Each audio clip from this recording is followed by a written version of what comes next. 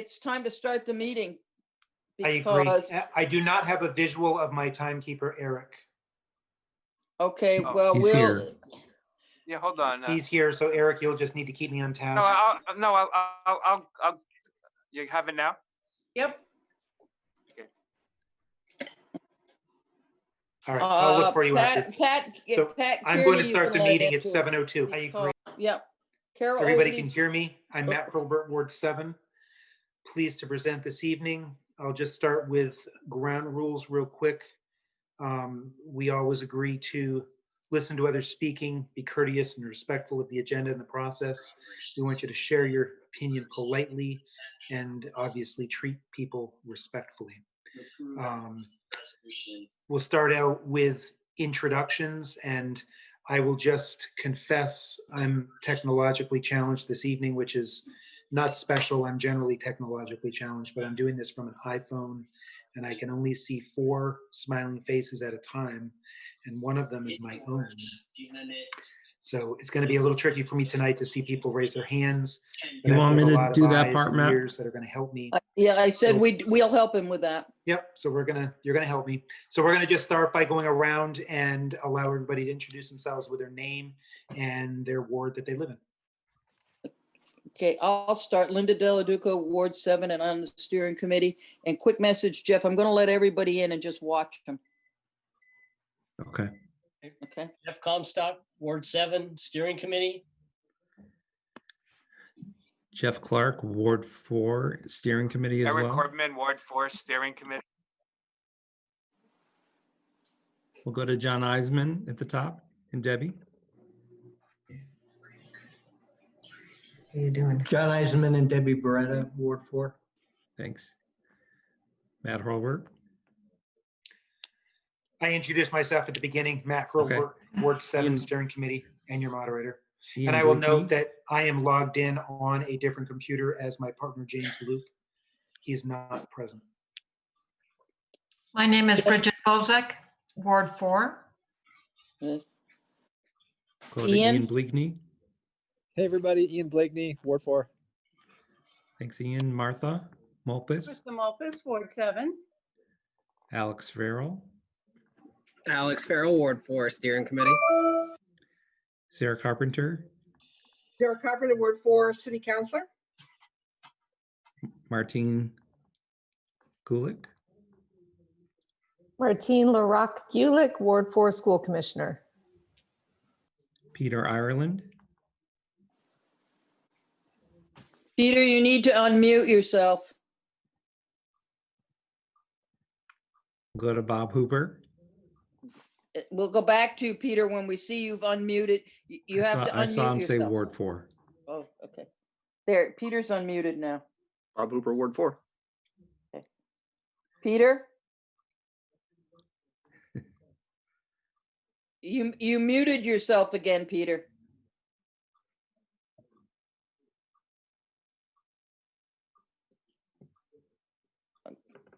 Eric, you're up. Eric Corbman, Ward 4, Steering Committee. Thanks. Shireen Hart. Corrine Hart, Ward 7. Thank you. Carol Odie. Carol Odie, Ward 4, and I am state representative from District 6-1. Thank you. Patrick Kearney. You're muted. You have to unmute yourself, Peter, Patrick. There. Ward 4, the neighborhoods surrounding the colleges to You get that? residents about these changes. Thank you. Yep. Respond to complaints. Denise Call. You're muted.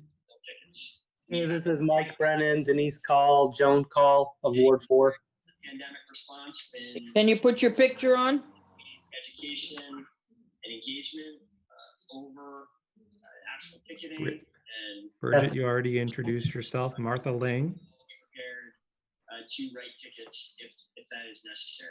And Martha. Hello, how are you? Hi, Ali. We'll call your name, Ali, when we're having people do introductions. We're Del waiting for Pilkington. Martha Yes. Lang. Okay, to yo, introduce Ella, herself. continue. maa ngi dugg ci benn minute.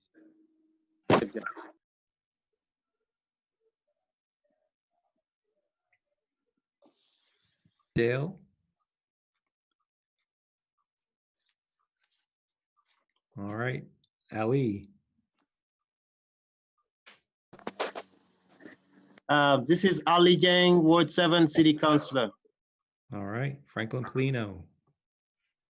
Hi, Franco Paulino, Ward 7 resident, currently North District City Councilor. Thank you. Seth.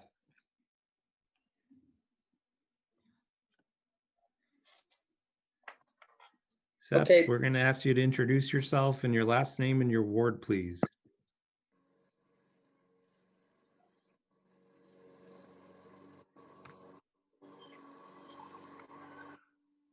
Okay, he just went back in the waiting room. Go ahead. Thank you. Nicole Loesch. Polish from Public Works. Oh, thank you. And James Loop.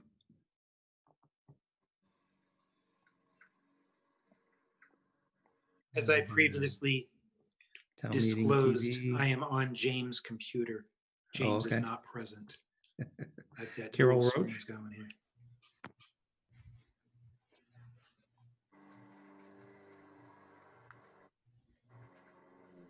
I see that she's connecting. Roach, connecting to audio. Go on to somebody else. Sylvia Knight, I see that you've joined. Hello, Could you introduce yourself and your ward, please? I'm Sylvia Knight, Ward 7. Thank you. Matt Kehoe, And my husband is also here. welcome. Hi, Matt Kehoe, Ward 4. Thanks. I think that might be it. Did you get Bridget? Yes, earlier. And Carol Roach still connecting to audio. Okay, then I think you've got everybody. Anybody we miss? Robert Wright. Oh, that's okay. I'm on. He's on here. Thank you.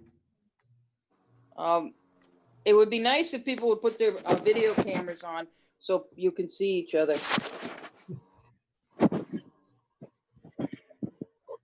Okay, Matt, it looks All right, like. back to you, Matt. Want to go up to gallery? All right, it's go time. It's 7:09. We've got 1 or 2 minutes. I'll allow announcements if anyone in the audience Pretty good. has any announcements. I have my large screen up, so if you'd like to wave at me. Want to mute our thing? That's good. Somebody also needs to mute because we can hear background noise from somebody. I'm seeing no hands. Is that accurate?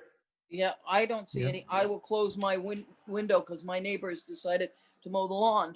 Okay. Okay.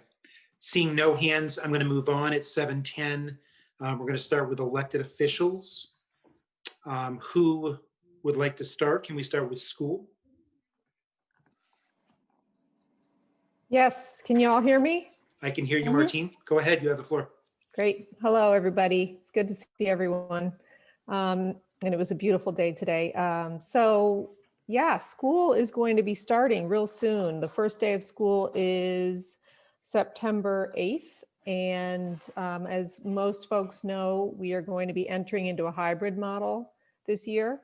And basically students will be attending school. Most students will be attending school 2 days a week. So we have like an alternating schedule. Wednesdays, people should not be in buildings because that's going to be the day for cleaning. And also I'm happy to announce that our superintendent did make it possible for our EL students and our special ed students to attend school 4 days a week so that they are going to be there getting the services that they need 4 days a week as opposed to 2 days a week. So I'm really happy about that. I know the school board's happy about it as well. Equity and inclusion are two, shining guiding stars, and it's great that we're able to provide those services. I did want to mention that one, concern right now is transportation. So as a lot of you know, the city buses are only allowing 18 people on a bus at a time. And as anyone who commutes in the morning knows, the city buses really fill up with high school students as well as some middle school students. So it is a concern as to how we're going to get kids to school, especially the high school, which is not easily walkable for a lot of our students.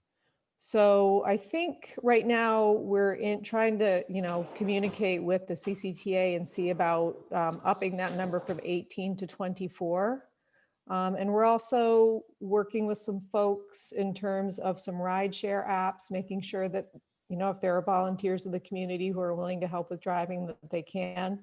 I was lucky enough to attend a webinar put on by Local Motion that also discussed possibly using like a satellite drop-off, pickup and drop-off area so that the high school doesn't get too congested if folks are dropping off in cars, biking or walking. So that is a possibility as well. One thing to consider is that on any given day, there will only be half the amount of students at school because of that alternating schedule. So, the drop-off may not be an issue. I think those are my biggies. I am gonna repeat, as I do every year at this time, that I hope folks slow down and I hope they are off of their devices and I hope they are really careful driving in the morning and in the afternoon, because we're gonna have a lot of kids on bikes, we're gonna have a lot of kids walking, and I am concerned for their safety, as I know you all are as well. So please spread the word. People need to drive carefully, mornings and afternoons for sure. Thank you.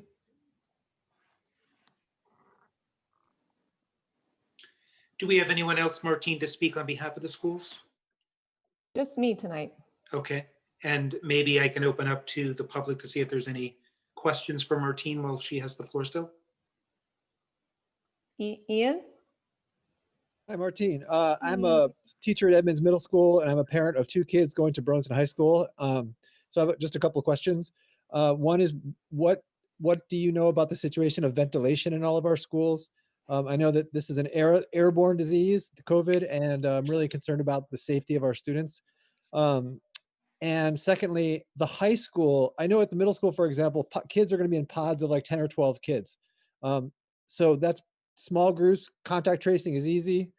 But at the high school, there are no, that I know of, there are no pods. The kids are going to be moving around and in exchange in groups that are going to exchange kids with other groups. And so there are going to be a lot more contacts at the high school. So I guess my 2 concerns are ventilation and what are the numbers going to be like at the high school? Yep. I will speak to that as a school board member and also as a high school teacher myself in Essex. So I'm on the ground with all of this as well. So in terms of the ventilation, I think a lot of folks know that we have a lot of old buildings that definitely could use an upgrade in ventilation. I know that the recommendations coming from the AOE are basically to keep our windows open as much as possible until it gets extremely cold, but keeping windows open, keeping some ventilation, maybe using some fans. I would imagine getting outside as well is a great option. I know there are some teachers who have specifically requested some air purifying systems in various rooms, and the district is in the process of trying to purchase those and accommodate anyone who needs like an air purifier or some kind of specific device to clean the air. So that's happening as well. The state is distributing not N95 masks, but masks that are called K35 masks to be used as well, to at least for teachers at this point and paraprofessionals. And in terms of the kids, you're right. There's going to be some movement around the building. We aren't doing pods. A lot of the schools have chosen not to do pods. We are going to have half the amount of kids every day. And I believe, my understanding is that we're just trying to spread folks out as much as we can and make sure that there aren't bottlenecks in terms of entering, exiting, and passing in the hallways. So I think we're doing, as best we can. We're trying to keep people in locations in small groups. I know that at least at Essex. I'm sorry, I can't speak to Burlington at this point, but lunches are going to be eaten in the rooms. They're not going to be eaten in a large cafeteria setting. So that's basically what I know for now. Ian, I can certainly follow up and get more details for you. But thanks for the questions.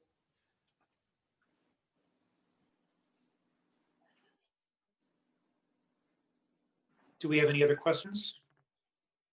I don't think so. I'm not seeing any hands. No. Going once. Just be good to point one out to else? folks, if you want to ask a question, you should turn your camera on so we can see your hand go up. That's a good idea. Okay, having seen no one, I'm going to move on to our elected officials, and I think it'd be nice to start with city. So present, I see pretty faces of Sarah, Ali, and Franklin. Which one of you would like to step up and go first? I can start with one subject. I think obviously as usual, we're all probably going to talk about the same thing, but I think I wanted to start by saying that I know Sarah has been very active on the Ward 4 and 7 New North End forum on Facebook, and I've followed her lead on that. And I just wanted to invite people, if they don't already know about that forum, I believe you can get in if you're just a resident in this area. But the reason I will just speak to myself, the reason I really like it and the way I would suggest is because I can get immediate feedback from you guys. People always ask follow-up questions, and some of those are really helpful for us, things we haven't thought of. So to that end, I did a post on our UVM's presentation, which I think is really important. And I know a lot of people were concerned, and I think at the end of the day, everybody, much like Burlington schools reopening, UVM reopening, everybody's on a different page about it, but they are reopening. The president presented on Monday. He explained that the testing rate is basically, they've tested 4,000 students. They got 4 positives. They stayed out of state. They are requiring students to be tested. They've done 10,000 total tests. On campus, they've done 1,300 tests, and only 2 came back positive for COVID. They can do 340 tests per hour. All this is obviously evolving, I think, as students arrive. Obviously, people can be as responsible or as unresponsible in how they arrive, so I think that's part of the issue. But I think it's pretty clear that in terms of initial testing and making sure that whoever comes here, they know whether they have it or not, and then they immediately get quarantined. They're certainly on top of that. I think the bigger concern from the city councilors has been, what are you doing about once they're here in terms of gathering and being out and about town and that sort of thing. So I think that's something that's going to be an ongoing thing where I think we as a community have to come together and basically self-police each other. And the police have agreed to do a certain level of extra patrol. UVM is providing $15,000 a month for that extra cost. I know Sarah does, and I'm sure Ali does, that UVM should be providing their own sort of enforcement patrol, not necessarily armed security guards, but like somebody that can enforce, these gatherings and things of that nature. So I felt good about that presentation and answered a lot of questions, specifically the pre-testing before they got here. I see we've been pretty busy. So we had 2 meetings, a few committee meetings. I see Shireen's here for the joint committee meeting. So we've been doing that for the policing. I would say that the joint policing committee is up and running and still in its initial stage. So not much to report there in terms of action. We're still sort of feeling out where we're going to go with it. But we are being very productive, I feel. South Winooski Ave is going to be painted, and engineer Loesch is here to present on that today. I'll let Sarah talk about Letty Park. So I'll just stop there unless you want me to keep going. I have a list, but I think Sarah's and I's lists overlap. Matt, Bob Hooper had his hand up. Franklin, thank you for that information. Yesterday, I drove around UVM and I was shocked to see just about everybody with a mask on. I drove around today and I was shocked to see just about everybody with no mask on. They can test that number of people per day, but how are they with getting results back in a timely fashion? So that I know that was something Moreau really insisted on, and initially I think they were going to do something like once a week. And my understanding is that they're going to post results as basically as soon as they get them online on their website, and that was something that was last minute. Not the question. They've said what 24 Health hours in the media. repeatedly said is the amount of time that it takes to get the results back is really important in how quickly you stop a spread. So my question is, when they send the results out, how long is the return processing time? You know, that's a good point. That question was not asked, but other than my understanding is 7 days unless it's some super high quality test that's super expensive. And I'm guessing that they're not doing that, given the amount of testing they're doing. So my guess it is the standard 7 days, but I could be wrong. I saw on Channel 3 that it was going to Boston or Massachusetts for testing, and it was within 24 hours. Okay, there you go. That, I believe, is what the president said. I was going to say 48, but given the volume, I'm told they're supposed to have a fairly rapid turnaround. So, I mean, their perspective is that this is the most aggressive, essentially, university reopening in the country.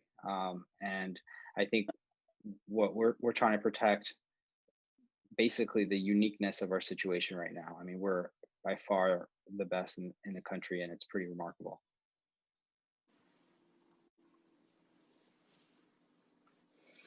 Sarah, would you like to present? Sure. For what was going to be a quiet month, it's not been so quiet. Councillor Paulino mentioned Letty Park, and clearly over the course of the summer, there's been lots of complaints there.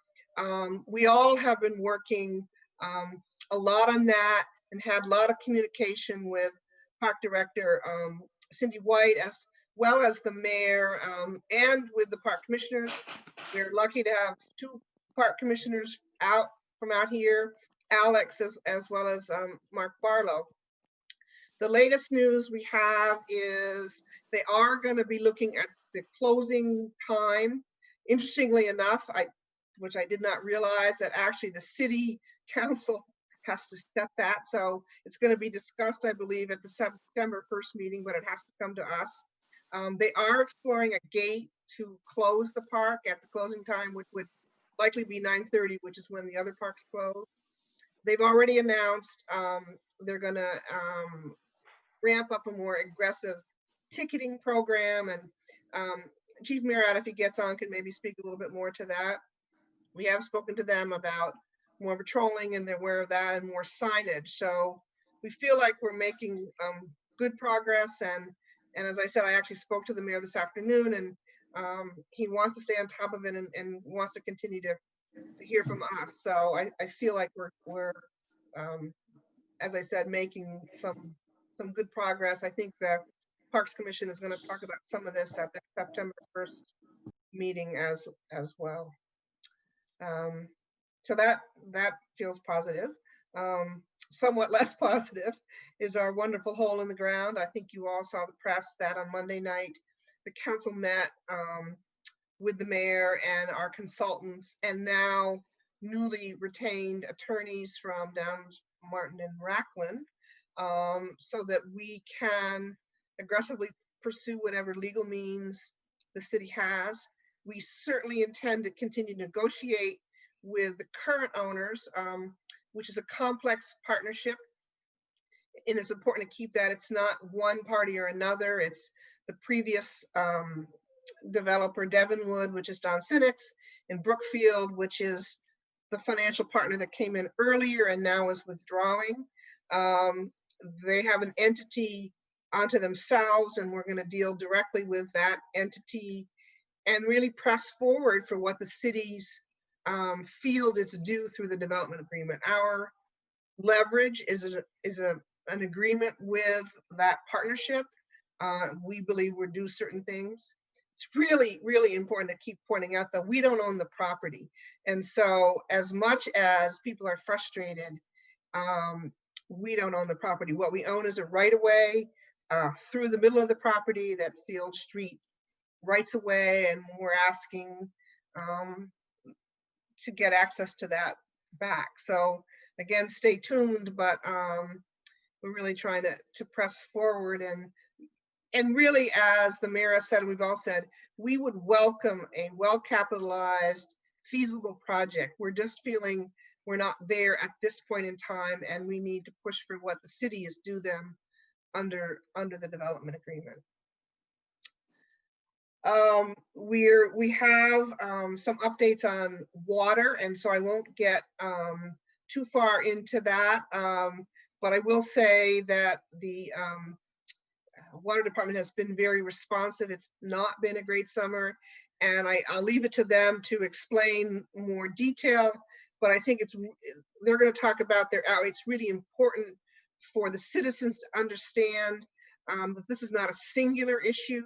It's not just the disinfectant. It's the whole Champlain Basin with the phosphorus sediment.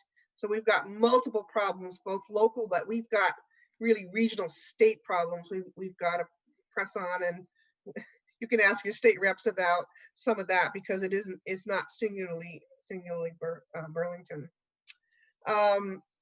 So those are kind of things I've been working on, at least for this month. Just one plug, which is actually not city, and I should have done an announcement, is the deadline is coming up for the census, September 30th. Please, please tell everyone to make sure they've done the census.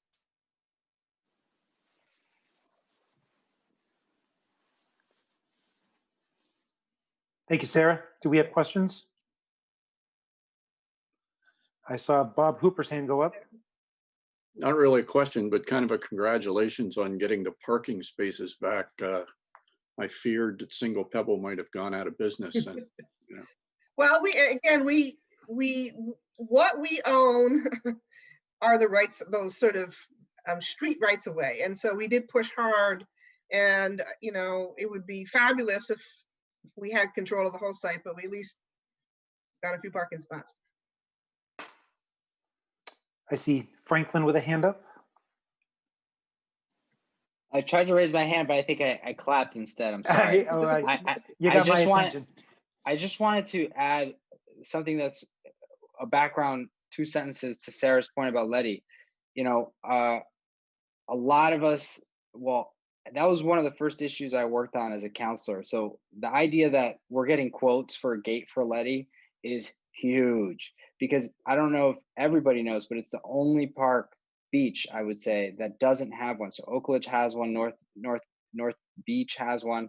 And so we've been told as counselors that this is sort of like a default beach for the younger people who want to go out sometimes after 2 a.m. when the bars close. So not a lot of people know that, but the people that live there, I guess, you know, had been very concerned. So it's just such a great thing that we're already getting quotes, and you know, the plan is already to go before the Parks Commission for a gate there. You know, I don't know if anybody's been there, but the Parks has a new building there now. So it sort of has changed the nature of that parking lot. And it used to be a parking lot that had a lot of, you know, people would camp there in the back row towards the woods. I mean, there's a lot of activity. It doesn't mean it's not a cure-all, because you can still access our parks walking, but I think it will prevent mass gatherings. And the bonfire has been an issue, and changing the hours from 11 p.m. to 9:30, consistent with the other parks, is also huge. So it's like a huge win for us in the New North End, I think. Looking for other hands. Martine, you have the floor.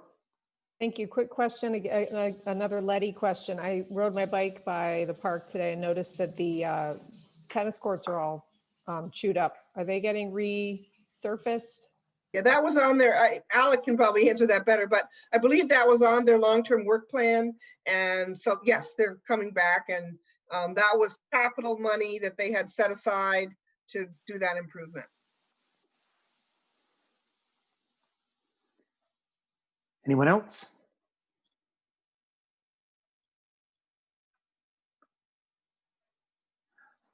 I may put out one question and it may not be super, super easy, but I can start with Sarah and maybe anybody else can jump in.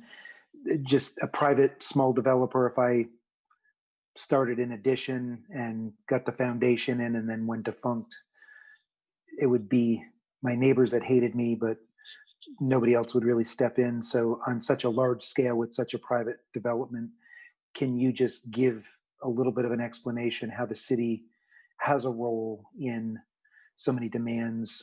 If the permits have been issued, are they still issued? Have they been rescinded?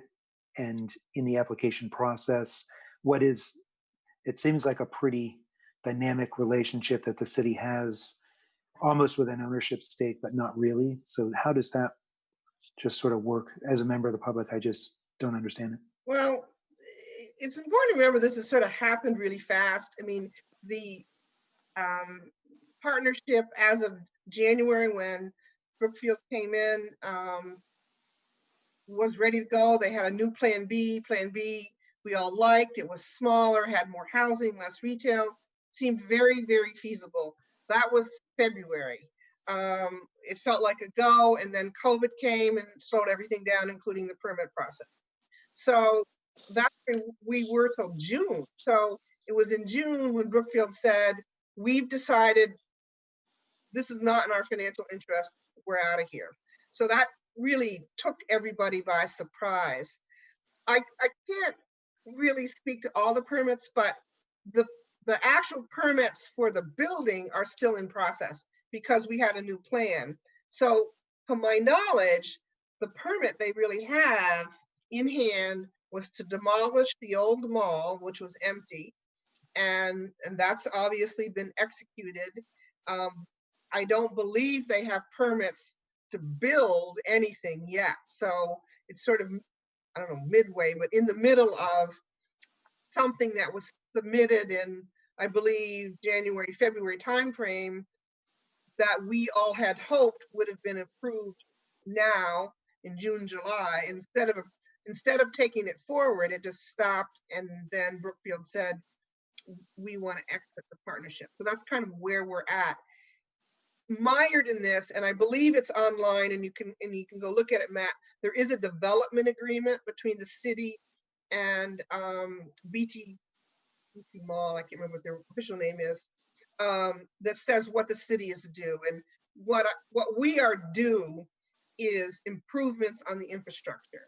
And right. As awkward as it sounds, that's what we're demanding. You said you do it, then start building it. Awesome, thank you. Do you want me to add to that, Matt? Or if you can, I want to be respectful because we want to let the state reps talk. But Ali hasn't gone well. And Ali, maybe we should let out. I'm sorry, Ali, you're being quiet. Do you mind, Franklin? I'm going to give Ali the. No problem. Ali, go ahead. Yes, thank you. And I think it will be imperative, especially for the community, to hear directly from the mayor or from Jeff Glassberg about the city place. You know, maybe both Councilor Carpenter and Paulino has been new since the start, even myself too. I think it will be good for the NPA to bring those people in and ask the real critical questions. So we are a little bit constrained to even talk about a lot of things. You know, I think about the city place itself, going through a litigation is not a good move to me personally. I think I made it clear to my fellow councillors that our competing priorities should be currently, how do we box in this COVID? How do we make sure these kids, students are not spreading the deadly virus? How do we support our businesses? But going through a litigation, it's costly. It's also time consuming. It can go forever. Nobody knows. And we even stopped a ballot item through going to the ballot just because it is costing $45,000. The litigation, how much it will cost and for how long, it is distracting. It would be imperative to just allow 6 months of bargaining, of talking and being nice. I think we've been nice for so long, but at least let's get our competing priorities straight. And in one point, if we get our finances straight, we should be able to advance that route if things are not moving forward. And I also personally think this could have been done a long time ago, since the first contract was breached. But why now? To me, it's just because a new developer step out and leaders don't want the current developer. It's as simple as that. So that's what and this is a suggestion. Please bring Jeff Blythesburg here or the mayor to talk about this further. So in terms of update, I think, as you all know, the Everyone Love the Parade mural will be removed from its current location, and it will be stored at the Burlington airport. And there was an existing mural underneath, and that artist and the council decided for that artist to revitalize her mural. And we will be also going into an agreement with her that this is not going to be forever. So I think the vision in that alleyway could be something very different and inclusive, and we will never come back to this issue. Yes, and I wanted to say welcome to two leaders in the city. Tom Flanagan, I think he's doing an incredible job, and he's expressing his leadership, including people, including families. Just yesterday, or even this week, he will be meeting specifically with New Americans alone to answer their questions and their concerns. And I think that's leadership, and he's doing a great job. And the other one is Paul Dragon, who's a CVO, your executive director now. He's incredible. He knows all about poverty. And as a board member, I want to welcome them both here. At our last city council meeting, maybe if you were watching, we had again almost hundreds of community members showing up to talk about one specific item. It is an equitable sharing program that the Burlington Police Department is part of. Basically, that program is nothing other than the Burlington Police Department would be collaborating with federal government, FBI or the Marshal, in seizing and bringing assets from drug dealers, child traffickers, human traffickers, and their asset when they sold. So each office or community that been helping, they receive some part of that share. But now these community members just showed up, not really knowing what it is about and asking the council to get out of the program. And in some cases, they asked for the city to collect that money, but to give it to minority groups. I think we are having a problem in this city. If we don't pay attention, if we don't get straight and stop this, the government will go into jeopardy. We have to be critically vigilant and make sure our democracy, by allowing people we elected to lead, to be the leaders, and also to collaborate with every single person here in getting things done. This is just a message that I want to send. There is a lot, and also want to say thank you to all the candidates that showed up in the last primary elections. I think it went well. It was a great success. People showed up, people voted, even though their vote did not count. But November is coming. How do we make sure that every single person will have their voices heard and respected and their vote counted? Thank you. Questions? We have a quick question for Ali. Jeff Comstock? Yeah, this is for the city council in general. I'm a little confused about the fate of the mural, because if there was a crisis of representation or representativeness that required the mural to be removed from the Church Street Marketplace, why is it now okay that it go to the airport? It's just being stored there. It's not up. Can you please let him finish setup? Yes. Okay, that was essentially it. I took what you said to mean that it was going on display at the airport. Yes, I think I choose my word very carefully. I did say stored, but I didn't say it will be displayed. Okay, all right. I guess I missed that. Okay, thank you.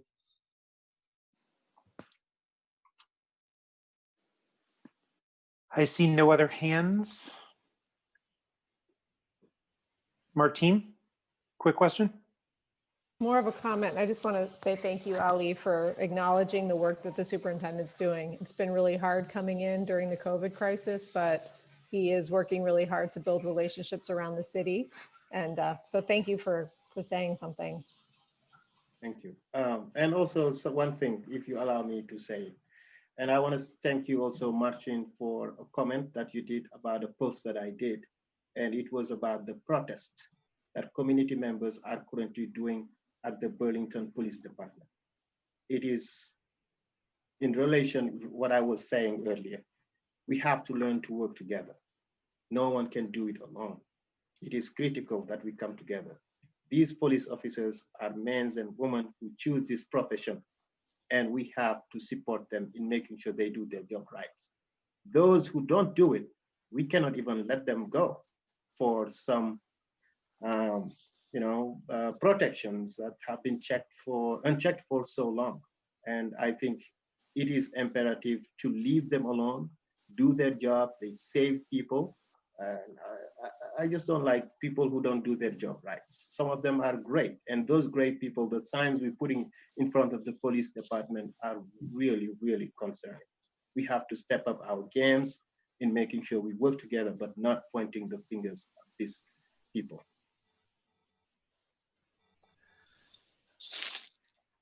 How is my time doing, timekeeper? I see more questions, but I still need to get to state We have to get officials. to the state reps. Okay, so I'm going to move on to the state reps. Sarah, I saw your hand go up, and if we have time later in the evening and folks are still here, we can still move on. So I'd like to welcome Bob Hooper and Carol Odie. I hope I'm not missing anyone from my screen share. Bob, Carol, I'll let either of you take the floor. Go ahead. No, you don't. Okay, I'll be quick. I made my comments about UVM. Basically we just went back this week. Committee-wise, budget is a big issue. Today we spent a good bit of time talking about the S54, the plot bill. It seems to be in a conference committee between the House and the Senate. It might break down to whether or not seatbelts are in or out as a mandatory thing. That has far-reaching implications in terms of racial equity. So the Social Equity Caucus and a bunch of other people are having input on it. It seems that seatbelt usage is another one of those triggers for people of color getting stopped. A lot of talk about the Global Climate Change Initiative, state colleges, which I talked to people about on Front Porch Forum a long time ago, $30 million, a little bit under that for floating them to keep them up and going. Enrollment is down significantly since Jeb Spalding basically said, I'm closing your school down. Why would you want to go there? The governor has a plan out for kind of doing a mini, here's some money for you, but he's doing it in a gift card format. And instead of giving it to you to be able to pay your bills, he's giving you some kind of a deal if you go to some hotel or buy something else. It's convoluted, it's very expensive. And I think we'd like to stand in the way of it, but don't seem to be able to. That's my quick 5. Carol, you're still muted. Okay, hi, everybody. One thing I want to remind everybody, Bob and I are still on the special committee to help people with their pandemic unemployment assistance and with their unemployment insurance problems. So please be sure to contact if you have any problems with those things. Second, there's a public forum on the fiscal year 21 budget, both tomorrow from 5 to 6 p.m. and the 28th from 1 to 2 p.m. Please check the legislative website for details. And a reminder that every registered voter in Vermont will receive a ballot to vote in the November 3rd election, and it will be getting out to you about the 3rd week of September. Okay, so as Bob said, we're back in session. We're going to be there until we pass a budget. That could happen somewhere around the 3rd week of September, but no matter what, once that budget is finished, we go home. In the spring, we agreed with the governor to wait until the late summer to complete the budget. And I want to read to you something that state economists Cavett and Carr have reported. They've said about the budget, quote, both the Vermont and the US economies will not be primarily driven by economic events, but by epidemiological and federal public policy events with huge potential economic consequences that are all but unknowable at this time, end quote. So since the spring, our fiscal forecasts are better than what we thought they would be. And the general fund is projected to see 182 million loss in 2021 and 103 million loss in 2022.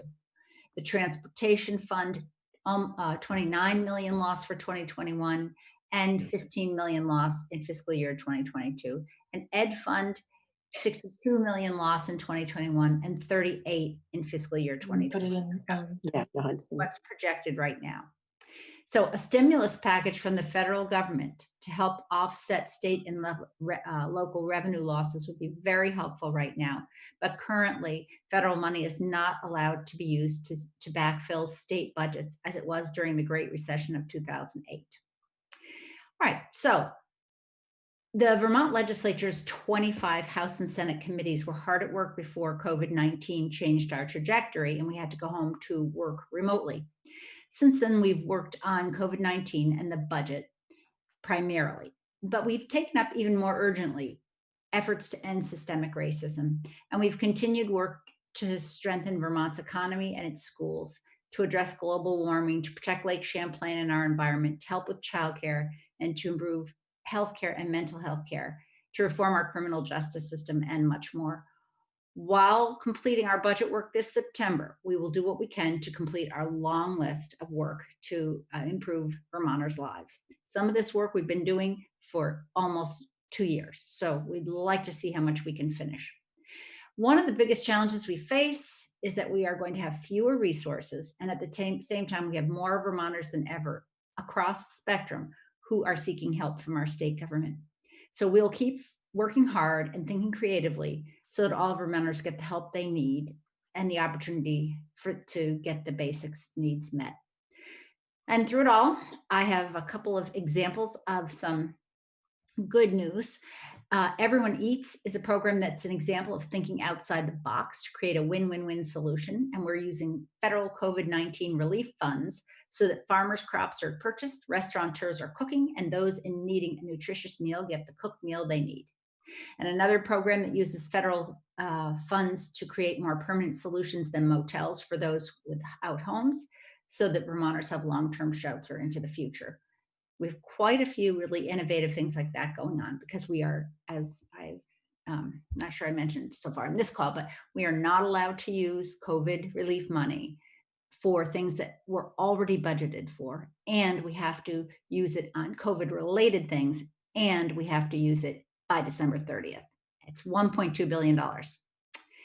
So Vermonters everywhere are doing their part, and we're all in this together. And there's good news as well as, unsettling news, but things are good for Vermont and Vermonters in terms of COVID-19, and everybody's, I know, doing the best they can. So thanks. Thanks, Carol. Do we have any questions? I know we've got questions for Carol. I will ask a quick one, Carol. Can you give us examples of what the $1.2 billion might go toward for a program? You're muted.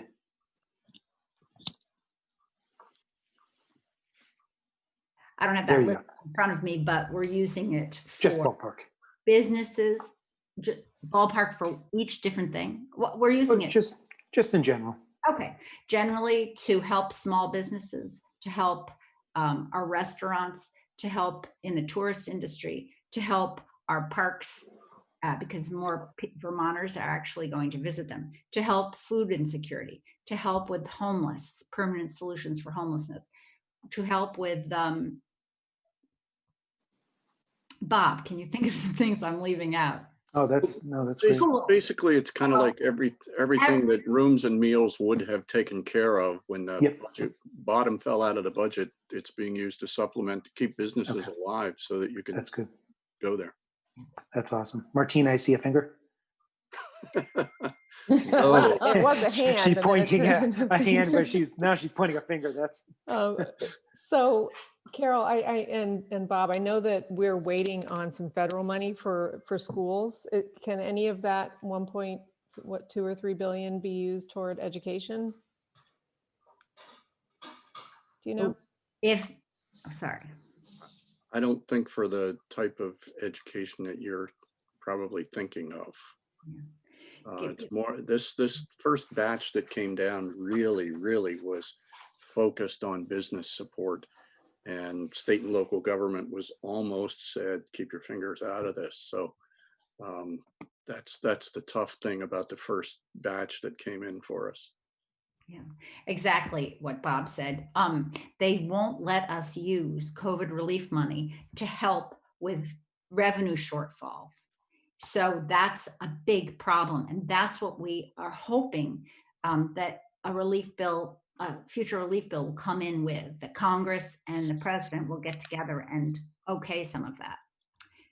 It has been done before. It was done with the American Recovery and Relief Act, ARA, the ARA money that you probably heard a lot about. We got money in Burlington for our schools, for positions and so forth. So. Thank you. We're just a On the couple agenda, minutes. I just wanted over. to let you know, as we suspected, Jon Murad is tied up right now. He Okay. asked if he could go into the last slot, our 8:35 slot, and Chapin and Nicole have agreed to go into the earlier. Oh, slot excellent. I of see them present. 8:15. Okay, super. So we'll duly note and switch around. Thank you. Yep. We've gone a few minutes over, so I'm going to move on to DPW. Jenna. I see Jenna and Nicole present. Well, Then I'll they're give you two the- different parts. Jenna is water. Jenna is water, and Nicole does streets. She's doing Oh, I'm sorry. Okay, I didn't realize the that. Winooski Avenue thing. Okay. Just trying to recognize everybody. Well, Jenna, I give you the floor and let's have it. Okay, I am going to, you have to allow me to share my screen. I think we did, but if not, I'll fix it. Let me see. It just says host disabled, participant screen sharing. Let's see. No, that's not it. Let me see if I, If you promote me to a panelist, it should work. okay. We don't use panelists on ours. That's a whole different system than, we don't use the city system. Okay. Can you share from yours, Jenna? No, that's what I'm trying to do, and I can't. Won't Try let it now. me. Let's see. Oh, there we go. Great. Yeah. We've chosen not to get into the city system. So there you go. You're on. It looks good. Okay. So can you see the presentation? Yes. Yep. Okay, great. So, good evening to everybody. My name is Jenna Olson, and I work for the city's Water Resources Division.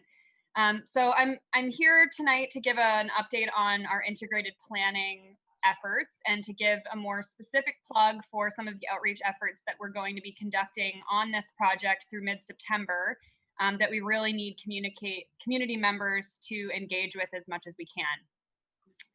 So, I'm struggling here.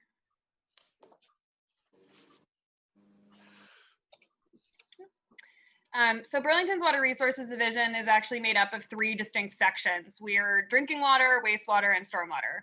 Now, each section is responsible for a significant amount of its own infrastructure to manage and steward, but we also each have a variety of regulatory obligations that we have to meet under both state and federal law.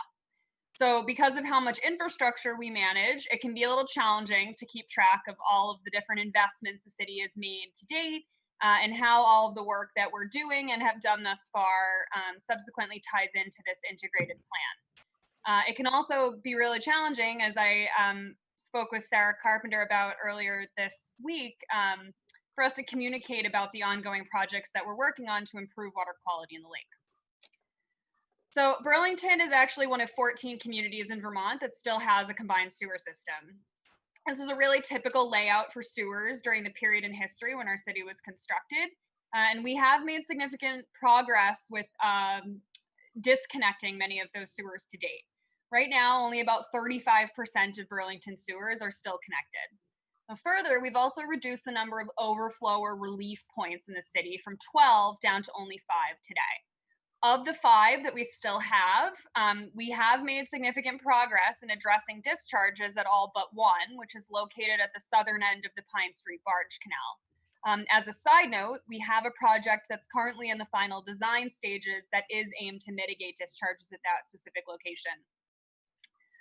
So when they were first designed, combined sewers weren't a terrible idea. However, as the city has been built out over time, the amount of impervious surface, or surfaces that water can't soak into, has steadily increased the amount of stormwater runoff that enters the combined system. When there's too much water in that system, we see those overflows at the relief points I was just explaining. Now, the main issue with the combined sewers isn't actually phosphorus as much as it's E. coli bacteria. As I'll discuss shortly, the bigger issue contributing to the cyanobacteria blooms, specifically the issues that we've seen mostly this summer, that's also referred to as blue-green algae sometimes. That issue is really about the phosphorus in stormwater runoff itself. So while separating all of the sewers could certainly address some of the overflow issues we have, it wouldn't provide any treatment to stormwater on its own, and therefore isn't the silver bullet that it's sometimes represented to be. So when I say water quality goals, it's really easy for folks to also hone in on our wastewater treatment facilities as well as the combined sewer. They get a lot of attention in the media, and it's a really clear brick and mortar target for our frustrations. But it's important to understand that when we refer to phosphorus, we're actually talking about a combination of sources, like I was just saying. And subsequently, we're also talking about a combination of ways in which we need to reduce phosphorus pollution in the lake. So from EPA's perspective, phosphorus reduction requirements are actually broken down into different source categories. We have the wastewater treatment plants, we have combined sewer areas, and then we have separate stormwater areas that each have distinct goals. Now, in total, to meet the state and federal regulations that the city is subject to, we have to reduce the amount of phosphorus across all 3 of those categories by 63%, ideally no later than 2036. Now, it's important to understand that 2036 is a regulatory goal that's established by EPA. Our goal with this plan is hopefully to implement our measures by front-loading the process, reducing that phosphorus as effectively as we can sooner than later, and then hopefully resulting in noticeable shorter-term water quality improvements. So the timeline for finishing up the integrated plan has unfortunately coincided with a pretty tough summer for cyanobacteria blooms in our lake. The city actually launched this effort in 2014 with the assistance of a planning grant from the EPA. It became clear pretty early on that pursuing integrated water quality planning was going to be a significant undertaking for Burlington, but would be highly beneficial for our community. So in 2017, we executed an engineering services agreement to complete a comprehensive integrated water quality plan. The last few years have been spent gathering a significant amount of data, conducting engineering studies, and modeling and calculating all of the different benefits and drawbacks of different projects, different strategies, and now working to consolidate all of that information into a clear format that we can present to the community for input. So here we are in 2020, the finish line finally in sight. It's an important point of clarification that the items that fall into the purview of an integrated plan are specifically related to wastewater and stormwater infrastructure. The primary reason for this is that there are different laws that govern wastewater and stormwater, the Clean Water Act, versus drinking water systems, the Safe Drinking Water Act. Now, I don't want to gloss over drinking water issues, and I can certainly try to answer any questions that folks may have about drinking or potable water sources. But tonight I'm really focused on water quality issues related to stormwater and wastewater. So I want to make sure I at least touch on also the Clean Water Resiliency Plan. The Clean Water Resiliency Plan is certainly relevant to this project and relevant to this discussion. Now, as a reminder, that's the $30 million bond request that we made back in November of 2018 that Burlington voters approved overwhelmingly. That plan aims to address acute infrastructure challenges with our wastewater and stormwater systems. And that work is currently underway as we speak. You can find more details about active Clean Water Resiliency Plan projects on our website, or you can certainly reach out to me directly for any updates you'd like on that. So we've known all along that meeting those water quality goals was going to require a combination of projects and initiatives, as I was just saying. The integrated plan is going to ultimately be the umbrella under which all of our clean water efforts live. Now, while we've identified a wide variety of options to meet those water quality goals, ultimately we need to ensure that the community understands there are going to be trade-offs with some of these options, like construction impacts and parking loss, for example.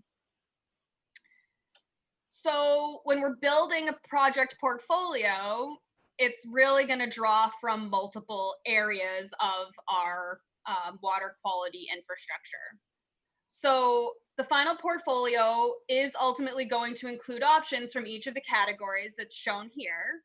And those options could include, for the wastewater treatment plants, further optimizing phosphorus removal processes, adding different processes like tertiary treatment or dual use processes.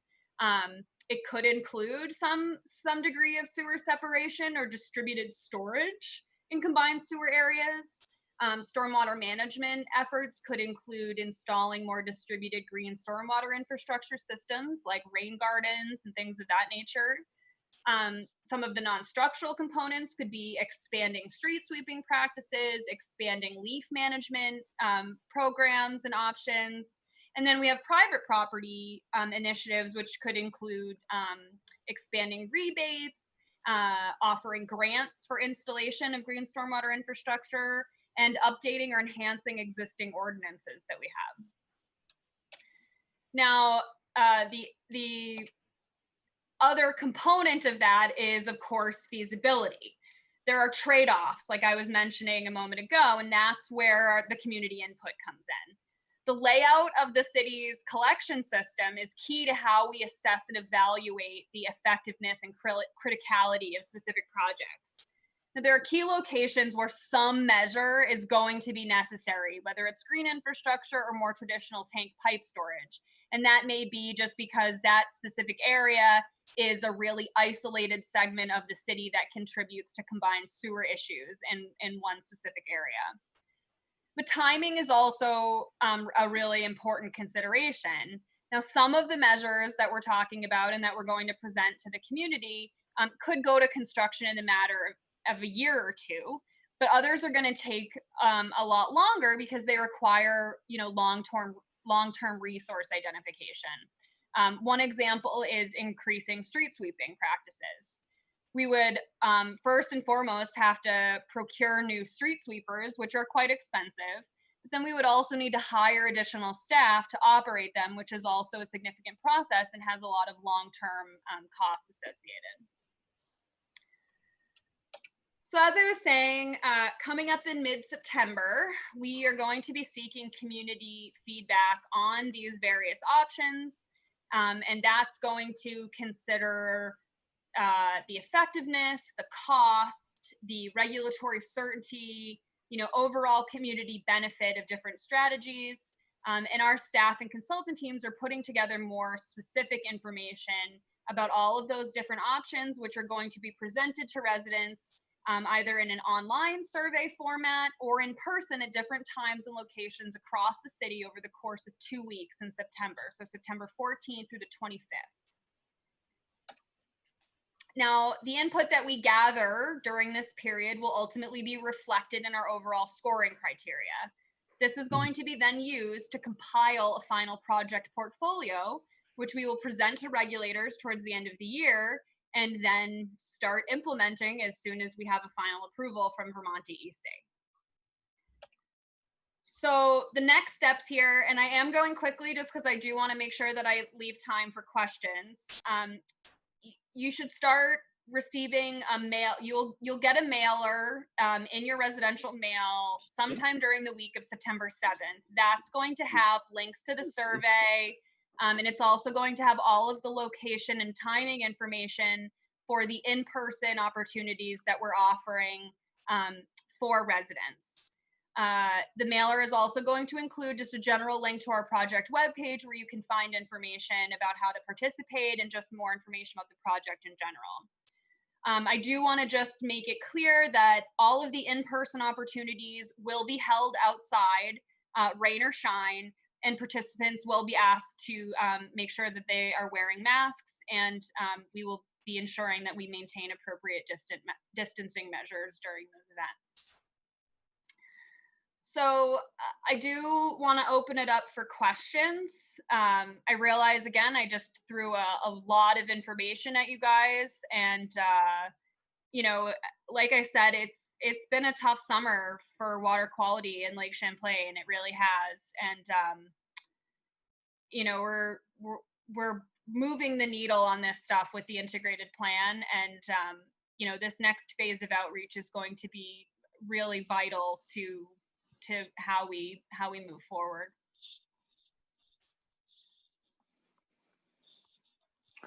I can't go to full screen yet to see everybody. Do we have questions for Jenna? I think we're still on screen sharing. Okay. Yep. Did you want to? Yes, Sylvia? Birgit? Sylvia? Go ahead. Yes, I have a question. Okay.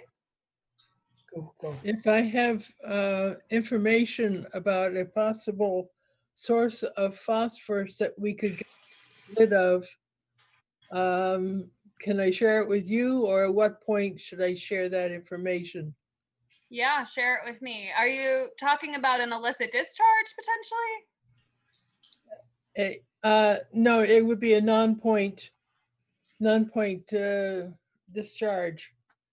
Okay, yeah. Something that's used on lawns that contains phosphorus. Oh, yeah.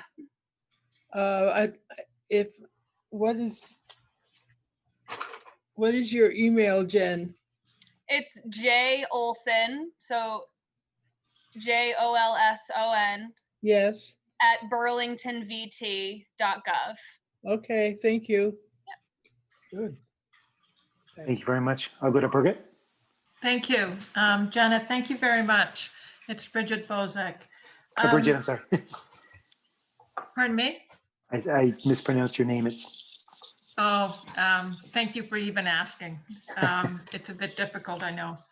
It's all right. Jenna, you mentioned that the Clean Water Initiative has a $30 billion funding source from the bond. What's the funding behind stormwater and wastewater improvements under this integrated plan?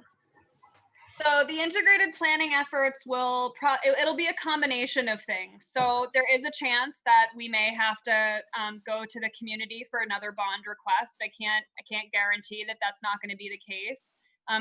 But that said, I will also say that we are we're enterprise programs, and so the funding that all of our residents contribute, our ratepayers contribute every month, goes to our annual budget, and we are using that funding actively to implement projects already.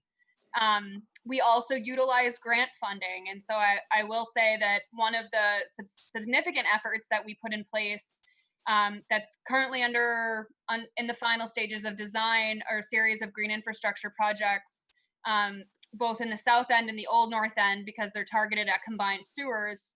That was $1 million grant that we got from the state. And so, you know, we are leveraging everything we can to reduce the impact on ratepayers. But that's sort of the short answer. That's what I can offer, I guess, at this point. Thank you.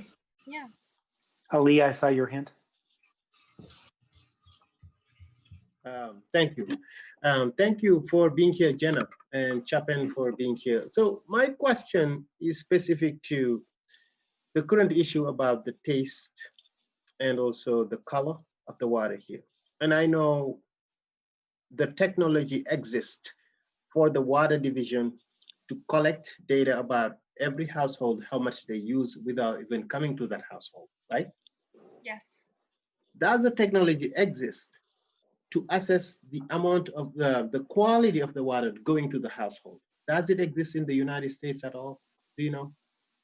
I'm not positive. I believe that there is technology where you could put samplers in at the service line for each home.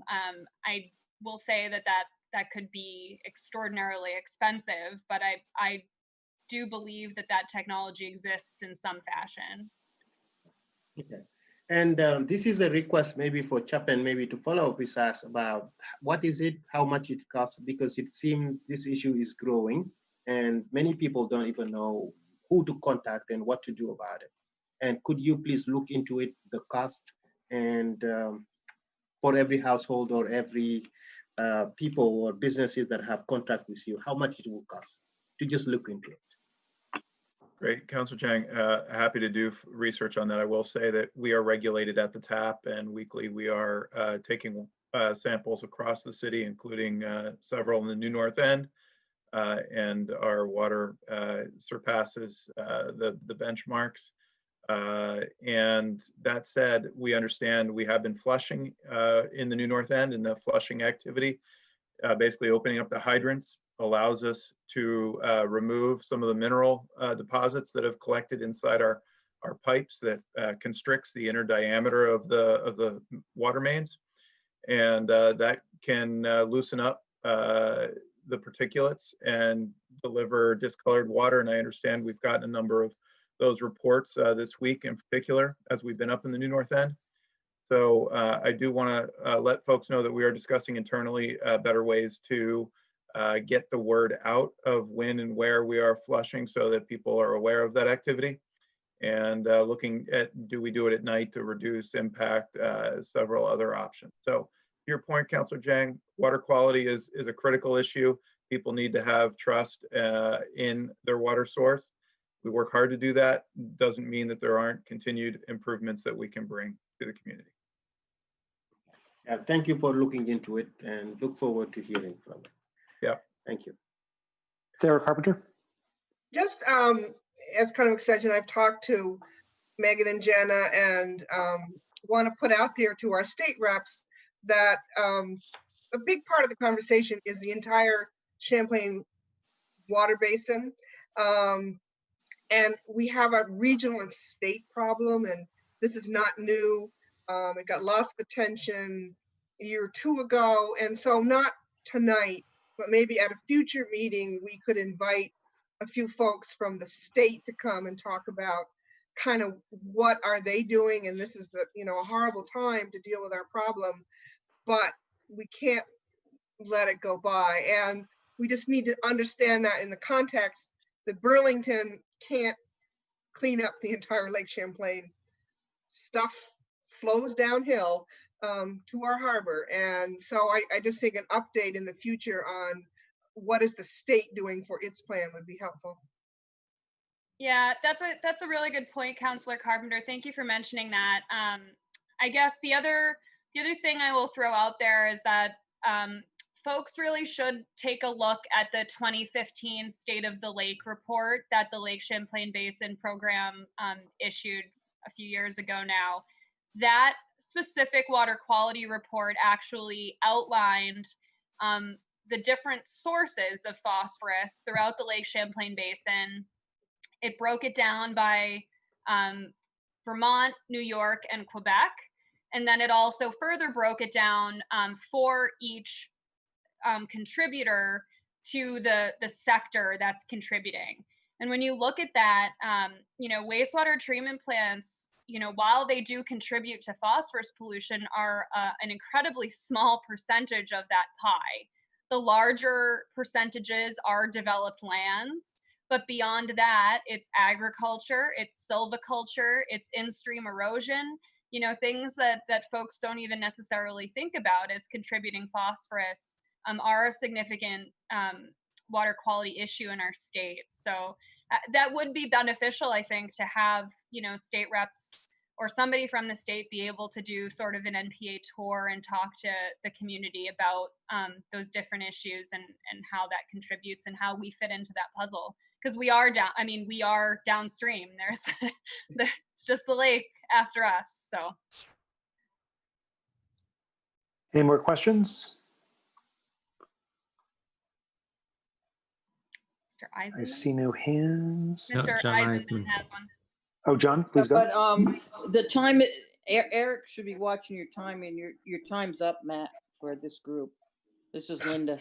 If I could just ask Sorry, but one quick question here. Who would I get in contact with about groundwater issues that were caused by new development in the area? Sorry.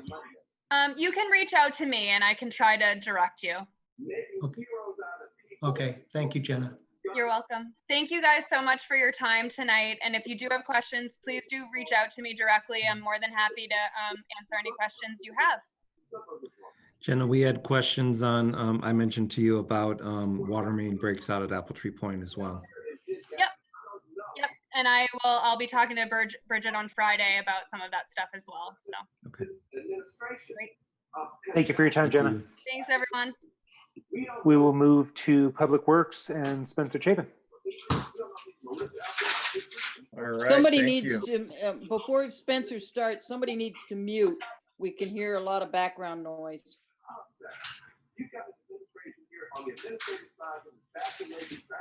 Great. Well, thank you all for having me. And we also have with us Senior Transportation Planner Nicole Loesch, who has the PowerPoint presentation up. It's a total of 7 slides to just make this as quick as possible and get through to a Q&A.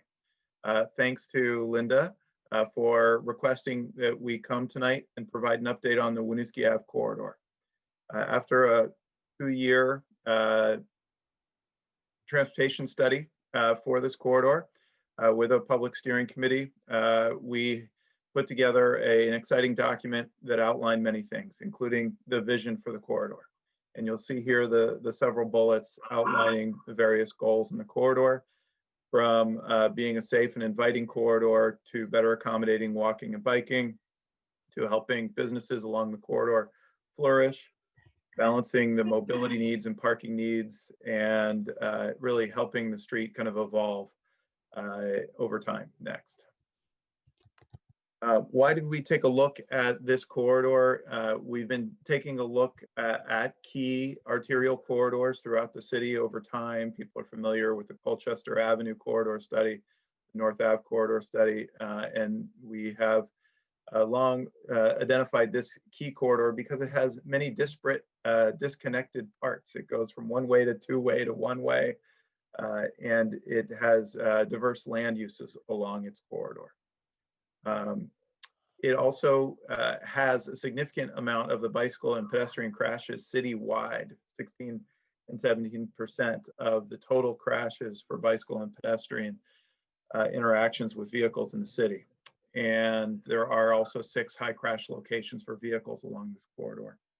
So the City Council reviewed the corridor study, and in March this year adopted the plan and directed us to move towards implementation.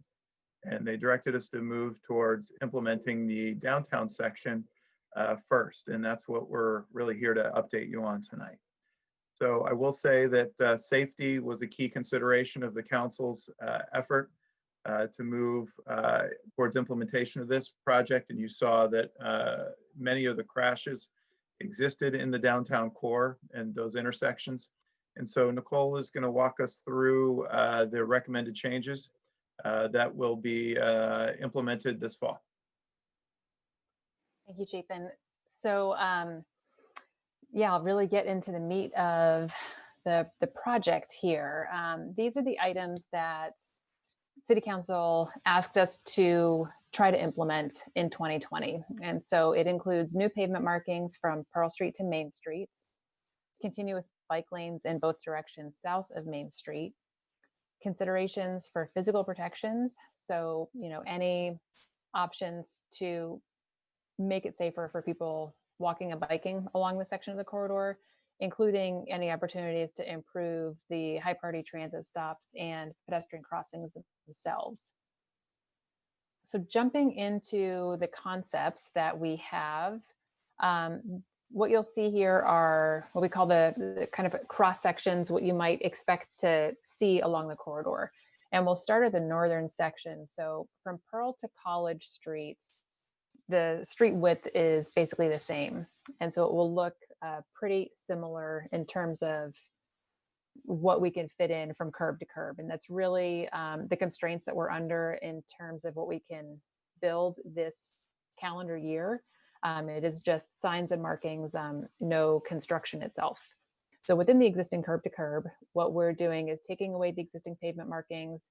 And then again, from Pearl to College, we will have just standard painted bike lanes in both directions, travel lane in each direction, and then a center turn lane. That turn lane will be dedicated for left turns at the intersections. And then we'll have a two-way center turn lane for driveways and other side streets in between. Immediately south of that, from College to Main Street, this is our widest section of the corridor. So this is where we've been able to explore a little more opportunities for the protections. And as you can see here, we're able to have a buffered bike lane in this section, and there will be some sections of this that we are exploring having some protective elements. We will leave significant gaps in any protected bike lane sections. There's the fire department driveway in that block, and the Free Press has a large driveway cut across from that. We have been talking to the fire department about this along the way, and they're very supportive of us trying this. So we're making sure we're staying in close communications with them and that we won't impact their operations. Continuing to move south. So from Main Street to King Street, currently there's parking on both sides, and in the new configuration, we'll retain parking on the west side, have bike lanes in both directions and travel lanes in both directions. We'll have a small buffer between the bike lane and the parking lane here, just to provide a little bit of a safer area for anybody opening their car door so they don't accidentally hit a bicyclist that may be coming by. And then our last block of this project is from King to Maple Street. Right now, there's parking on the west side and travel lanes in both directions. And what we are planning here is to retain the parking, but convert this section to one-way vehicle traffic southbound. And with that, we can continue the bike lanes in both directions. And really, this mirrors what's already in place on South Winooski Avenue, south of Maple Street. So we're just extending that configuration a block to the north. So that is a very quick overview of the general layout.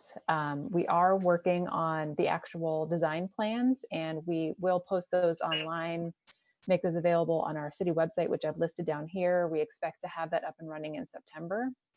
But just to give a quick update for kind of where we are and what you can expect for the project delivery. We did share an update last night with the Transportation, Energy, and Utilities Committee. We're here tonight. We're happy to go to any of the other NPAs if they would like some additional information as well. We're going to the Church Street Marketplace Commission on September 16th. And then the decision-making part of this will really take place at our Public Works Commission meeting also on September 16th. The commission will be asked to make a decision on the parking removal between the block of Main and King Street, and for the one-way configuration between King and Maple Streets. Those are the two decisions that are required in order for us to really be able to implement this project. With that schedule, we're anticipating installation in October of 2020. So my contact information is down here. Again, the project, just the general DPW website is listed here. We don't have a project website up and running yet, but look for that in the next couple of weeks. With that, I'm going to keep it nice and short. Happy to take any questions, and I will stop my screen sharing, but I'm happy to pull this back up if we need any of the graphics again. Looking for hands for questions.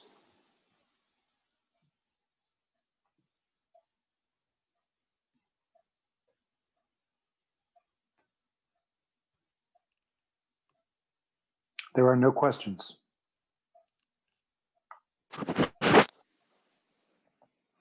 Sarah Anyone, Carpenter, I Sarah? see your hand. Just, I understand there's planning going on for Winooski Avenue north of Pearl, and I just was curious on the timing on that. Sure, I can start out on that. The council resolution that was passed directed us to do a parking management plan north of Pearl Street between North and Riverside before implementing any changes to that corridor. The recommendations, to be fully transparent, talked about shifting lanes and removing parking on one side of that stretch of street and installing bike lanes and doing a number of intersection changes. 2 intersections were recommended for mini roundabouts. But before any of those changes were made, the council directed us to do a parking management plan. We were supposed to do that this year. COVID has changed traffic and parking patterns significantly and has also made it much harder to fully engage people in a robust planning process. So given that, we have delayed the start of that parking management plan. We're going to do some of the initial data collection here in the coming months in hopes that in late 2020 or early 2021, we could restart the parking management plan and see whether those changes on that northern section of the corridor could happen later in 2021 or 2022. Nicole, anything to add? No, I think that covers it. Thank you. I have a question, Matt. This is Linda Della Duca. Linda Della Duca, go ahead. It's for Chapin primarily, I think. Question and a statement. One of the things that I think I've talked to you about previously is that people who live at this end of town use Winooski Avenue as one of the ways they can get to the south end without going through the downtown area and or in getting into Pine Street and then Battery Street, et cetera.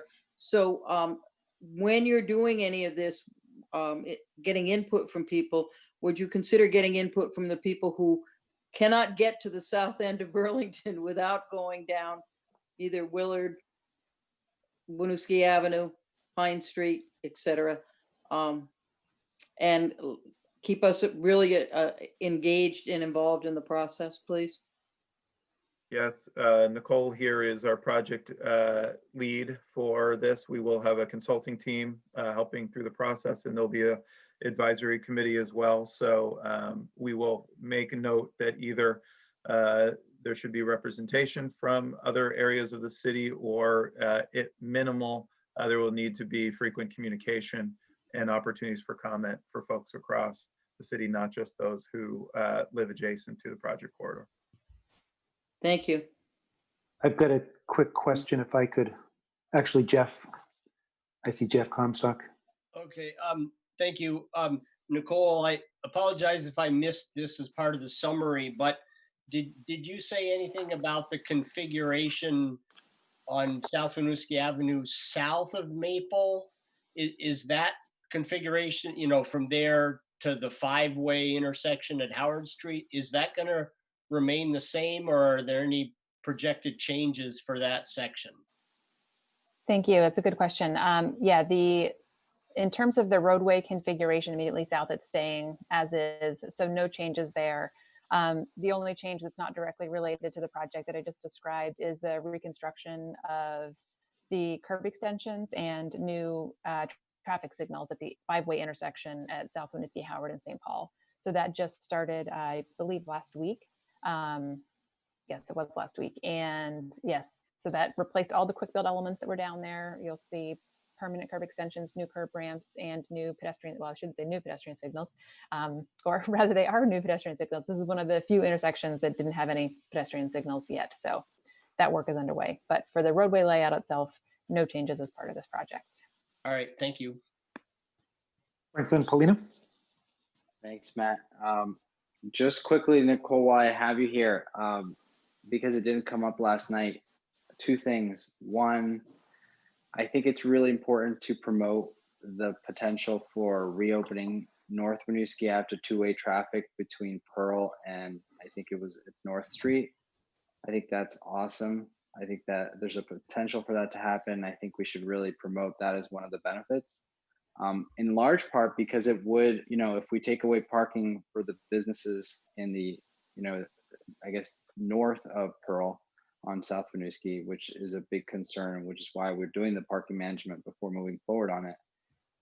This would create traffic flowing both ways. And so it would connect that part of town, make it feel more connected vehicularly and remove vehicles from going onto South Union. And I spoke about this before, but I just kind of want to put it out there. Elmwood and Champlain, people kind of go around it because they can't. And I think what Linda said is also valid. So I just want to focus on that. And then how the other idea, I think last night I said traffic calming on Main Street. I said South Winooski, but I meant between South Union and South Winooski, to put like something in the middle there that when people come down the hill, when they approach that main intersection would be nice. Even if it's one of those islands with plants in it, visually, I think would slow people down. Yes, thank you for that Thank you. feedback. Yeah, we'll definitely keep talking about the North Winooski section, and that section of Main Street closest to Winooski Ave is definitely under some consideration with this project. So we'll keep that in mind. If I could just, thank you, Councilor Paulino, for talking about some of the long-term recommendations, such as looking at two-way circulation. We were focused tonight on the imminent changes that are set up for this fall, but you're right. There was much discussion about potential two-way traffic on North Winooski. if I could just ask a quick little question myself, I acknowledge there's greater bicycle use and bicycle traffic. I cannot acknowledge that there's less car and automobile traffic, truck traffic. So how in the study or where in the study have you shown that by decreasing lanes, traffic is going to move and flow at least as freely, if not greater than it currently is with only 2 lanes instead of 4? So for the corridor study itself, when we went through that process, that's the study that council basically adopted back in March.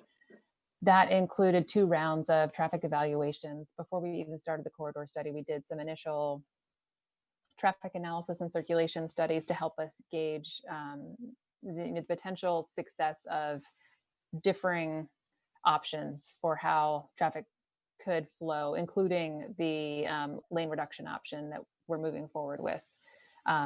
During the course of the actual corridor study itself, we updated all of that traffic data, did some additional counts, including the City Market driveway, our marketplace garage, in addition to the actual intersections. And so pretty significant traffic studies that happened over the past several years to help us feel confident about the traffic operations that we can expect to see in this new configuration. But do they show that traffic moves as good, if not better? It should be honestly pretty close to what we see today, because effectively the left turn lanes in each direction, or I should say the left travel lanes in each direction, really function like a left turn lane. So what we expect is not a significant change, more safety improvements, fewer conflicts, fewer left turns across 2 lanes of traffic, that sort of thing. So we're hoping for more of the safety benefits as opposed to operational improvements. We will certainly be monitoring it. The average daily traffic on this stretch of roadway is around 13,000 vehicles a day. North Avenue in its busiest section reaches 18 to 20,000 vehicles a day. But there are more turning conflicts downtown. So we're certainly going to monitor. If there are issues, we're going to address them and figure out how to make this function as a critical north-south connector for our community. Great, guys. Thank you. I've gone 1 minute over. Are there any last minute quick questions? Ali, quick?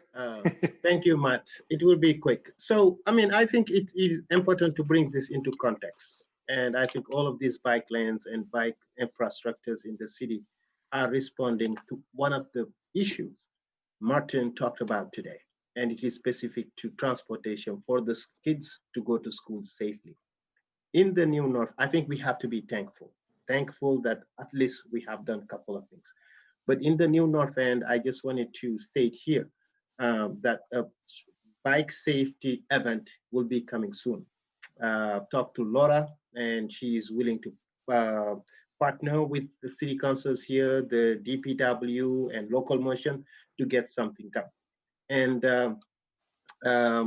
it will be great. It will be great for that event when it's announced for the community members to show up. So we are working on it. I have an email in draft, and just wanted to say thank you, Nicole. Thank you, Chapin, for all you have been doing, because sometimes people don't see the effect. But I think through COVID, it is imperative that we all winning. We're not doing things just because we want to do it. We want to do it because we have a vision. Just wanted to add that in here, and the event will be coming soon. Thank you for all you do. Thank you, Willie. I'm going to move this conversation now to Jon Murad, who has already had a busy day and busy night and is still able to give us a little bit more time. So Jon, I pass the microphone to you. Thank you for being here. Hi, everyone. It's a pleasure to be here. Thank you very much for having me. Yeah, it has been a busy day and a busy night. We had a number of protesters who came to the police department last night and were there all night. And I think that neighbors in that part of the sort of transition from the old North End to the new North End borderline were not pleased by the level of noise, but passionate protesters working all night in cycles, also putting up some tents in Battery Park. They are currently still there, and we're working as a city to try to balance both their legitimate needs and rights for First Amendment expression with the laws of the city, which include noise ordinances and prohibitions against camping in parks, but figuring out a way to actually address those, balance those needs in a way that is safe for everyone, for officers, for the protesters, and for the neighbors too, who are being, who are having their quality of life diminished. So I'm going to say something that probably isn't going to break anybody's heart, which is that I don't have a lot prepared for tonight for everyone, and don't necessarily have hours to fill. I can tell you a little bit about, I know that the gunfire incidents that occurred in the New North End are of concern. I can tell you that the officers in our detective bureau have been working incredibly hard on those cases. And the lull that is currently happening in that case is not accidental. I can't really say much more than that, but we're still looking for any insight that we can get, and that includes from members of the community. But I feel that we have enough of a handle on it for the time being that I don't foresee recurrences of what was really a retaliatory set of incidents in the near term. However, we still need to work harder in order to be able to put forward a case that allows me to say that with greater confidence and really say that we are done with it. And if that sounds all of it a little bit vague, I apologize, but we're just at stages of the investigation where I can't say much more than that. But that played into some ongoing issues that we'd had with the parks, both Oakledge and with Letty. Oakledge is a source of actual disorder where we have seen real incidents of violence and fights, et cetera, there. Nothing as serious as the incident that first precipitated this series of gunfire incidents, but nevertheless, incidents of real disorder. The incidents in Letty Park are no less bothersome for neighbors and are no less important to us, but they were not until Letty Park became involved in this series. Life safety issues. They were issues with dogs on the beach, with fires on the beach, with people gathering there late at night. And I think that some others were talking to you tonight about some of these issues, but we are working to try to get gates for Letty. We are working to try to amend the hours that are permissible for parking there from 11 o'clock p.m. to I believe 9:30, to put it in the same range as other parks in the city. That doesn't change the hours of the park because there are none. There are no hours for parks in the city. And if you don't park in the North Beach parking lot, you can go down and sit on the beach till your heart's content. You can't have a fire on it, but you can be there. And the same is true of Letty, and the same is true of any number of other places.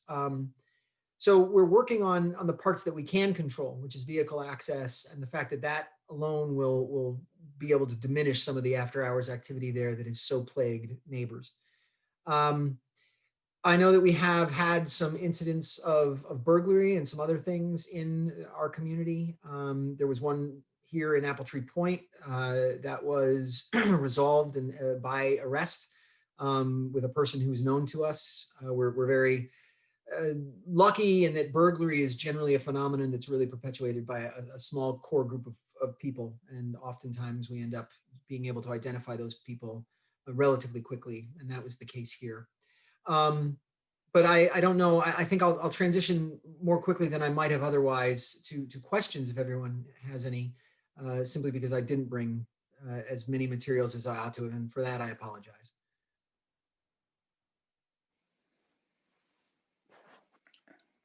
Thank you, Jen. That's great. I'm sure we'll have some questions. Linda, I think, had one. Yeah, I have one. John, Linda, please.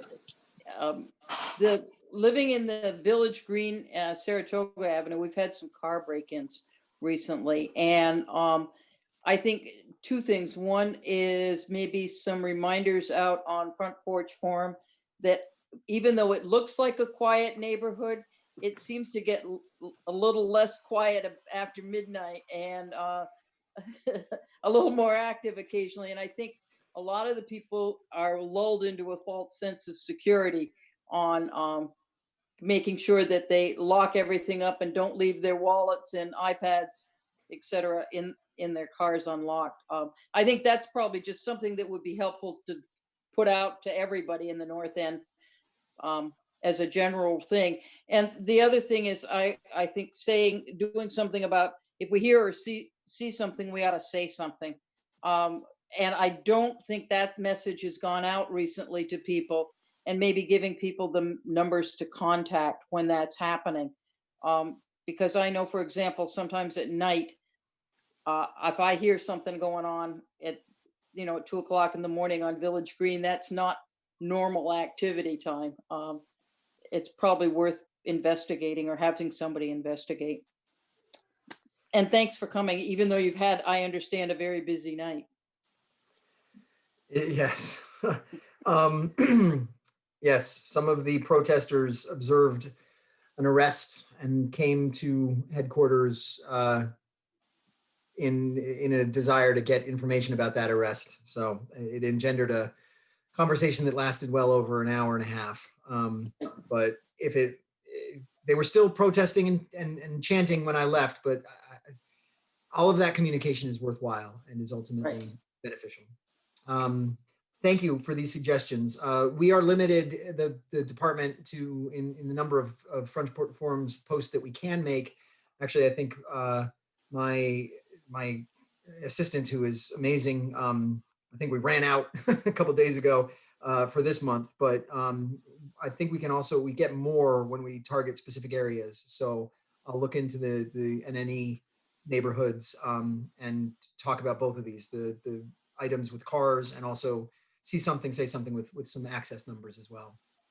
We also will try as an NPA to invite you in the spring when this kind of activity seems to ramp up, to have you come. And then again, it ramps up again just before school starts for some reason. Sure. To have you come on to the NPA meeting, and then that gives you another opportunity to spread the word, okay? Yeah, that would be great. And let me just say, by the way, that I miss the NPAs a lot. I've not been attending them on Zoom. It's just a little more difficult and a little less personal, but I enjoyed going to them, and obviously 4-7 most, simply because I live here, but the other neighborhoods too, and not being able to get together and just hang out at the Greek Orthodox Church and get some pizza, or the other ward started going to Pizza 44 a lot, which was pretty great. But joking aside, not the food, just being able to be at these, and I've missed being able to attend this one, and so it's nice to see everybody. We miss having them too, but yeah, we're doing the best we can. One step at a time. I see a question from Sal Milchamp. Hi, John. I'm wondering if you have any updates on so many bikes getting stolen. I don't have specific updates about that. I'll look into it and send it back to Jeff. You know, we have recovered a lot of bikes. An email that is constantly coming into my box is officers with photos of bikes, or, you know, same type of bike, but the one I'm looking for has a very distinctive green water bottle attached to it. We record bike thefts, we look for them, and we do find them more often than not. And a lot of times they just get abandoned. It's not so much that they're being stolen for parts or for breakdown or cash, but just for use. But what I can say is this, that if you can, whenever you have a bike, please try to register it, or at least record the information on it, serial numbers or other parts, because we do routinely find large caches of bikes in, I don't want to sort of make for stereotypes, but down in the Intervale, that we have on occasion found large caches of bikes. And we've attempted at times to identify them, see if any are stolen. More often than not, we are not able to connect them. We've put out pictures sometimes of the ones that are more unique or seem to have had more love put into them, or that are more expensive, and haven't always been able to get bites. And part of it is for us to be able to register a number and put in a number and have it actually click to something in our incident system. So if you have a bike, please find something about it that is distinctive, preferably a serial number, but other things as well. And when it's stolen, have that accessible to you so that you can actually include that in the report. It makes our being able to connect it back to you, if it's recovered in the long term, much easier. If it's recovered in the short term, it's recovered and we're able to say, you know, this one was stolen last week, we know it. But last night when I was going home and I was coming down Cambrian Way into Laurentide building, South Burlington Police had done some huge amount of hit on Laurentide, and they had a trailer with like a mountain of bikes. And I asked them if they caught the bike thief, and they said, well, we got the bikes and we're going to get him next. And it's kind of like an ongoing awareness in the building and around that area that there's this person who, you know, is just hunting people's bikes. And so I was just wondering if, you know, you were in on that too. I was not. That doesn't mean that my officers on the road are not. Sure. And I will look into that and see. I'll talk to Chief Burke of South Burlington and see what he can tell me about that operation, and then, you know, connect it if necessary. Yeah, they seem very, very happy that it was wonderful to see, because I feel like it's one step to getting people back their bikes that is so important to them. Thank you. Yeah. I would echo John's comment about the serial numbers. We had a bike stolen out of our garage, and we did find it at the middle school, you know, depending on the size of your bike and your where it would end up. Check the middle school or the elementary school racks. And if you have your serial number, you know it's yours.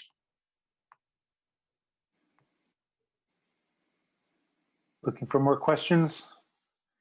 Show of Ali hands. has- Ali, I has- see. Yep, I see you, Ali. Go ahead.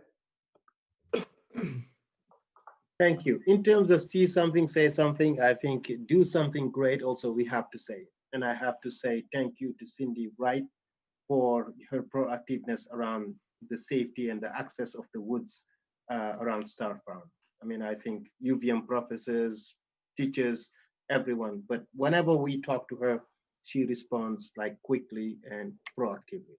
So my question and thank you, Cindy. My question for John is the equitable sharing program that the council has discussed a little bit.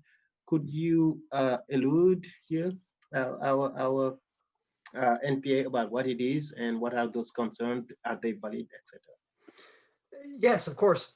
So equitable sharing is a federal program that is designed to take the tools of criminals, the instrumentality of criminals, and upon a case being concluded, almost always with a conviction, be able to liquidate those assets and tools, both cash and sometimes vehicles or other kinds of properties, and take the money and equitably distribute it among participants in that investigation process. It is something that's really only done for very extreme cases that involve federal and local partnerships, that often involve long-term investigations with wiretaps, multiple layers of judicial review, and ultimately are the cases that have a great deal of severity to them. So we're talking about people who are very large drug traffickers or human traffickers, sex trafficking, oftentimes involve in Vermont's history, a lot of these cases involve people who have used and abused juveniles as part of their enterprise. And they're people who end up with a lot of, they're bringing in a lot of money through their criminal enterprise, and there is a lot of money when the investigation is concluded and the arrests are made, and these assets are then forfeited by law. They're seized prior to any trial, of course, but they are not liquidated and distributed until the trial has concluded and a conviction has been obtained. And there is some question about this, and understandably so. There are jurisdictions at a state level that really abuse asset forfeiture. There have been historical incidents of asset forfeiture being abused really on suspicion or pretrial. It's not the practice that is observed by the Burlington Police Department in our engagements with our federal partners. In those, we are talking about asset forfeiture that comes post-conviction. And so it is not the $5 or $50 that is in the pocket of a person who is arrested for some petty offense. We're talking about the proceeds of criminality and oftentimes the instruments of their criminality as well. But it gives people pause, and I understand that. We have been a participant in this program for well over a decade, I think 2+. And we have been able to get approximately about 110, I think, is the average over the past 10 years, $110,000 per year. That is money that comes into the police department and can only be used for very specific law enforcement objectives. There are a lot of federal guidelines about how that money is used. And it is something that, again, comes only after a lot of judicial review and attorney review about the processes and about directly tying the assets that are ultimately forfeited to the crime at hand. So it's not about taking a person's home if the home belongs to the person's spouse and wasn't involved in anything with the crime. It is about taking the proceeds and instruments of the crime. The reason Councilmember Dang is bringing this up is that it is the mayor's prerogative to renew our participation in this program. He did so via a communication to the city council, but owing to the fact that all things police are up for scrutiny at this time, and anything that has a name that can associate it with certainly aspects of our judicial system and criminal justice system that have elements of racial disparity, it caused some questions from members of the city council. I am in full support of this program. It is a tremendously valuable program. It's a component of our work with federal partners. And frankly, even if I weren't taking in this money, I would still want to belong to this federal partnership because we realize so many benefits from it. I can't even tell you the number of cases, not only the ones that are worked on by our federal partners and us in the form of task force, but the information that we get from federal partners for other kinds of cases that lead to information that leads to convictions or arrests. And that is not something that I would forego. If we fall to 74, as the city council has limited us, and by attrition, we are to fall to 74 before we can replenish our ranks. And we're currently at 89. We were at 93 when these discussions began in June, actually in late May. We are falling, and I believe that we will fall faster in the coming weeks and months. If we fall to 74, I won't be able to participate in this federal program anyway, because I will have to take that officer who's currently assigned to it and bring him and a great number of my officers in specialized roles back to patrol. I will lose my domestic violence prevention officer. I will lose my community affairs officer. I will lose my emergency response officer who operates in the emergency response vehicle and trains on that for how we deal with barricaded persons in safe ways. I will lose my street crime team. I will possibly have to withdraw the detectives and supervisor that we contribute to CUSI, which is the Chittenden Unit for Special Investigations, which deals with the entire county's really terrible sex crimes and crimes against juveniles. All of these positions may have to be recalled and dedicated to patrol. So to a certain extent, this discussion about our participation in this program may be mooted by the, I believe, not perfect decision to limit us to 74. And I don't believe that that was a good decision for the public safety of the city. I believe that it's going to have negative consequences. I think that we can hopefully begin through the joint committee a process of looking into what we should have looked into before doing it, which is the data that tells us what our city should be at with regard to headcount, by call volume, by the jobs that we respond to, by the kinds of partners that we work with. But back to asset forfeiture and to equitable sharing, it is a program that I believe in. It is not one that is a part of drug war. It's one that brings really, really terrible criminals, people who are pumping drugs into our community, not people who are vulnerable because of a disease and are addicts and need to be treated. These are people who are actively victimizing those people. And it takes from them the proceeds of their crimes after judicial review and conviction.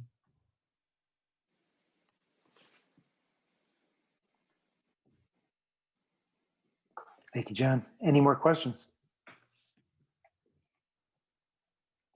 A quick scan and I see none. And with none, I will thank all participants tonight. Thank you, John. Thank you. You have my support, and I know it's a new day every day, so keep on keeping on. Thank you very much. Thank you, John. Thank you, everybody. I just wanted to add that if you have any feedback for us, this is our 5th month doing this through Zoom, so we are learning as we go. So please provide any feedback you have. Also, to go to the city's website through CEDO and then the NPAs to give us topics you would like for our meeting. And if you'd like to become a steering committee member as well, we need your help. Thank you. One other thing too, please share with everybody that in order for us to admit you to the meeting, we need to have your first and last name and the ward you're from. So Johnny's iPad didn't get in tonight, and etc., because we're trying to avoid bombing. And so And there were a few people trying. It has kept Jeff and I busy all night long. Wow. With people trying to get in to the meeting. It was a big handful, maybe about 6. So please spread the word that we're not trying to give people a hard time, but they have to identify first and last name and ward they're coming from. Or obviously, if you're a city councilor or from DPW or something, we're going to let you in. But we're trying to avoid the incident we had before. And I think we've been successful, but we need your help in doing it. And it's not because we're trying to be difficult. And also, yes, particularly Ward 7 really needs people on the steering committee. Contact any of us. We'd be glad to tell you it's not a huge commitment of time. And I think it's a very valuable service to the New North End. Thank you, Linda. Thank you, Jeff. Thank you, everyone. Thank you, Matt. Good job. Oh, you're welcome. Thanks, Martine. Thank you, Appreciate it. Thanks. Have a great night. Thank you. Boy, right on time. 9:01. Good job. It's a wrap. Thank you, guys. Good night, everyone. I'm going to turn. I'm the one turning you off.